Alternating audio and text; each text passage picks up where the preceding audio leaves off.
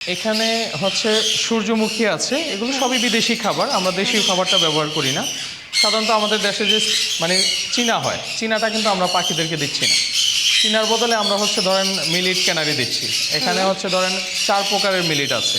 কেন চীনা কেন দিচ্ছে না? চীনাটা আসলে একটু অপরিষ্কার থাকে, ধুলাবালি থাকে বেশি, এটা আমাদের দেশীয়, তো এই জন্য এটাতে পাখির স্বাস্থ্য খারাপ হতে পারে। আচ্ছা, তারপর আর এখানে ধরেন সূর্যমুখী আছে 2-3 প্রকারের, যেগুলো বিদেশি, এবং কুসুম ফুল আছে, পোলাওর ধান আছে, চীনা বাদাম আছে, বাদাম, তারপরে শুকনা বড়ই আছে, আরো নানান ধরনের নানান ফল ধরনের। আছে। এখানে ধরেন আমরা 10 থেকে 12টা আইটেম দিয়ে খাবারটা মিক্স করি। 10 থেকে 12টা। আচ্ছা ভাই, আপনি যে কথাটা বললেন আমাকে যে চীনা ব্যবহার করে না বাংলাদেশে, সেটা কি শুধুমাত্র এই যে দামি বড় পাখির পাখিগুলো, ক্ষেত্রে, রাইট। ওগুলোর ক্ষেত্রে? চীনা হচ্ছে আপনি ধরেন বাজিরিগার পাখি আছে আমাদের দেশে অ্যাভেলেবেল, ওগুলোর ক্ষেত্রে চীনা চলে, সমস্যা। অনেকে বলে ভাইয়া এই খাবারগুলো জি। বাজার থেকে আনার পর ভালো করে ধুয়ে ভিজিয়ে রেখে তারপরে রোদে শুকিয়ে তারপরে ব্যবহার করে। সঠিক কথা। এটা কতটুকু দরকার? এটা আসলেই জরুরি। যারা খামারি আছেন তারা সবাই যদি এই কাজটা করে, যে বাজার থেকে খাবার আনার পরে এটাকে ভালোভাবে ওয়াশ করে রোদে দিয়ে শুকিয়ে যদি পাখিকে দেওয়া হয়, সেক্ষেত্রে পাখি খুব হেলদি থাকবে।